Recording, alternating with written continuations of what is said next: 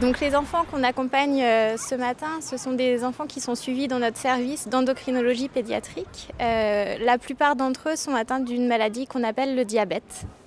Le diabète, c'est une maladie qui est très lourde. C'est une maladie que les enfants vont porter toute leur vie, qui est très contraignante. C'est une maladie dans laquelle le pancréas, qui est un des organes de l'organisme, ne va plus fonctionner. Le pancréas fabrique l'insuline qui est indispensable à la vie. Les enfants qu'on accompagne aujourd'hui sont tous des enfants qui ont une pompe à insuline. C'est un petit container dans lequel il y a l'insuline, donc le produit qui s'injecte. Il y a un petit peu d'insuline qui est injectée en continu sur 24 heures. Et puis au moment des repas, au moment des apports où on apporte du sucre, à ce moment-là, il faut qu'on injecte un petit peu plus d'insuline. Donc ils ont une commande pour dire combien d'insuline il leur faut au moment du repas.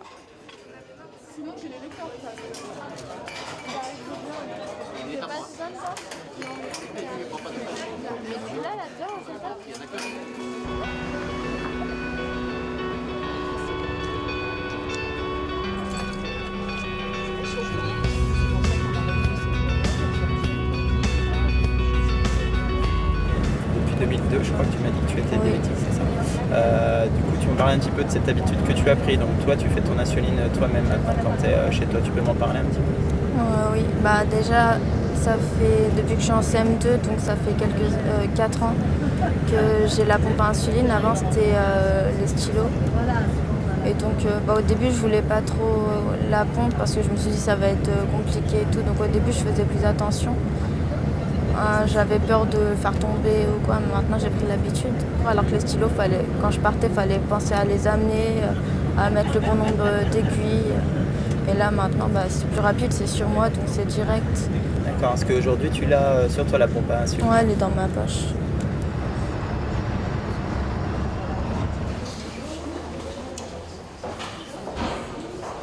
Bonjour. Bonjour madame. Ravie de faire votre connaissance. Peut-être faut serrer là-haut, voyez. Ça va? T'es à l'aise? Ouais, c'est impeccable. Et vous allez voir, vous l'avez sur votre recette, on va mélanger donc la poudre d'amande Avec le sucre glace. avec le sucre glace. Alors pourquoi on le tamise comme ça? C'est parce qu'on va l'incorporer tout à l'heure avec des blancs d'œufs. D'accord?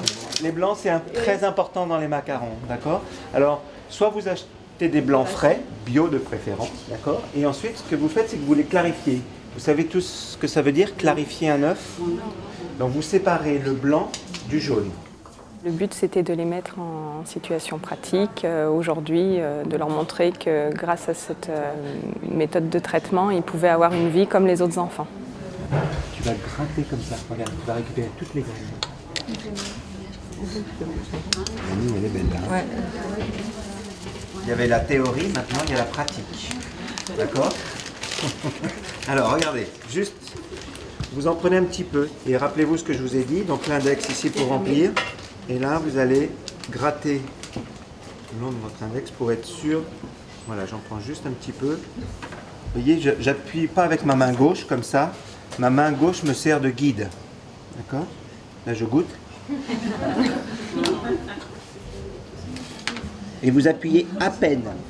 Alors, on a travaillé un produit qui n'est pas forcément évident, une recette qui est les macarons. Parce qu'il y a plein d'astuces, c'est des ingrédients simples à utiliser, mais il y a plein de techniques différentes, astuces autour de cette recette qui permet d'être très pédagogique et d'apprendre aux enfants plein d'astuces, plein de techniques différentes. C'est pas vraiment évident. Non, mais j'ai rien. Mon premier cours, c'est pas très facile parce qu'il y en a un peu tout le temps qui coule un peu trop. Sérieux. Très beau, hein? Moi, mon rôle aujourd'hui en tant que diététicienne, c'est d'être avec eux pour les aider à calculer l'apport en sucre de leur repas. C'est ce qu'ils ont déjà l'habitude de faire, mais je suis là en soutien. Et puis parce qu'on est sur des plats qui sont un petit peu plus élaborés que ce qu'ils peuvent manger dans la vie de tous les jours. Donc pour les aider à calculer sur ce genre de plat la quantité de sucre que ça apporte. pour moi, c'est très important de pouvoir participer et d'aider des associations comme Kiwi, car voilà, mon objectif, c'est évidemment de transmettre. Ça, c'est quelque chose que j'ai découvert en moi, une vraie envie de transmettre et de partager avec les gens. Et rien que mieux que la cuisine. Et c'est vrai que j'ai des enfants et le fait d'avoir des enfants, on est encore plus touché. Et ben, notre rôle et mon rôle en tant que cuisinier, et c'est que de la cuisine, et il faut rester très simple, c'est de leur amener du bonheur et du plaisir lors de cet atelier, mais de se dire qu'ils peuvent le refaire et qu'ils peuvent, tout est accessible aussi pour eux, évidemment avec un certain nombre de règles, mais voilà, c'est surtout pouvoir apporter ma contribution et d'aider ces enfants à avoir du plaisir comme tous les autres enfants.